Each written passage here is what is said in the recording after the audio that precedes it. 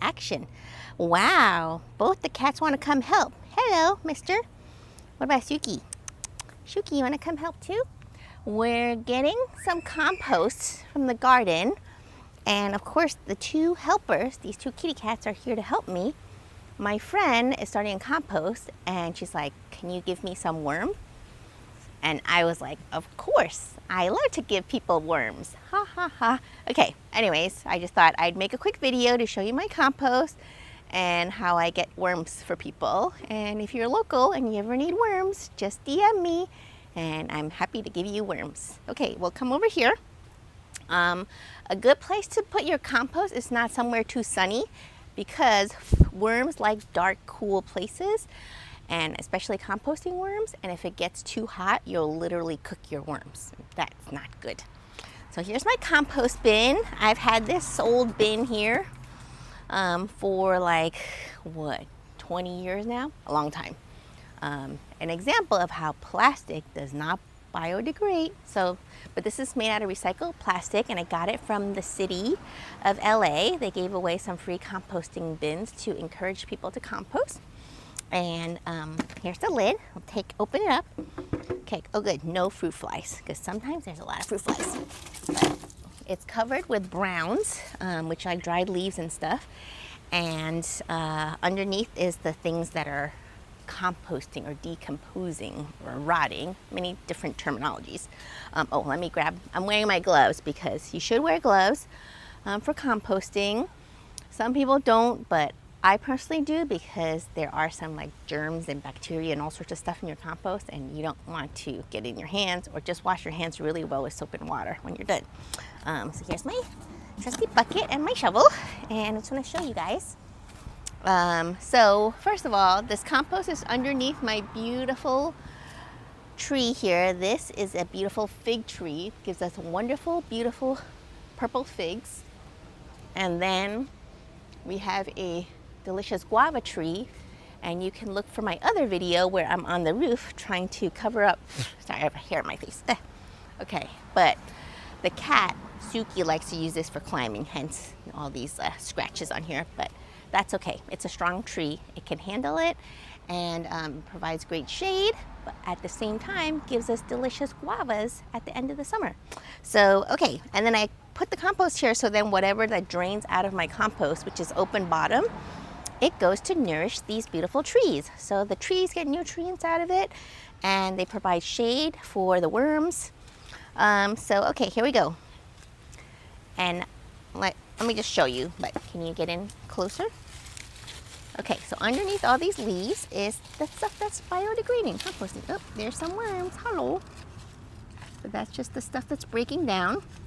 And it doesn't really smell, kind of sweet. Oh, here's a worm, hello. Hello, Mr. Worm.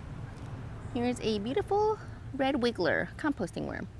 See how he's crawling away? But that's because they don't like the sunlight.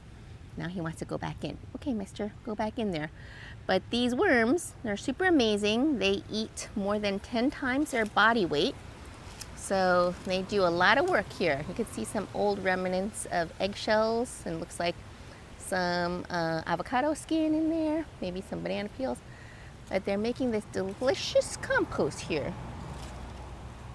So I'm just gonna show you guys, but as you dig down further, things are breaking down. That has kind of like a sweet, earthy smell. Oh, here. This is a compostable bag. Oop. But this is the compostable bags that you get from the supermarket, but it's kind of melting down. It's made out of like vegetable syrup or whatever it's made out of, but there you go. And then here's an old paper bag that's breaking down too.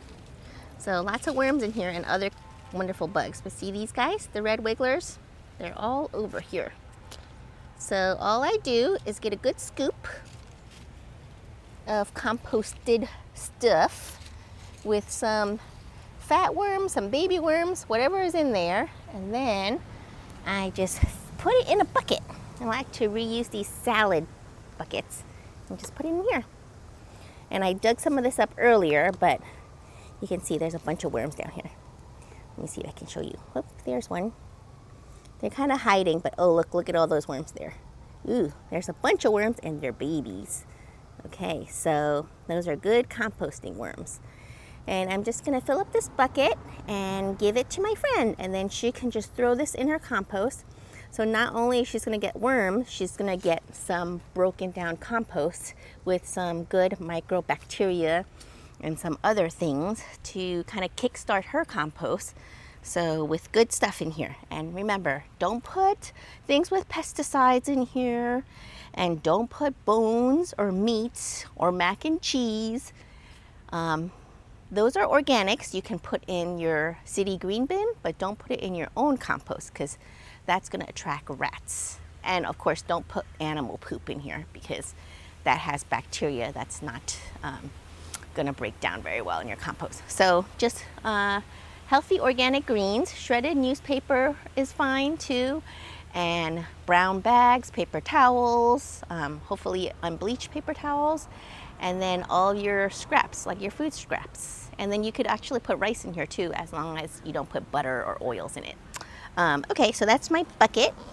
And could I just show you guys also the little latch down here? Some composts come with a little latch, and you lift it up to take compost out. But this one, it's a little bit dry on the bottom. It's mostly leaves right now because I had filled it with leaves a couple of weeks ago.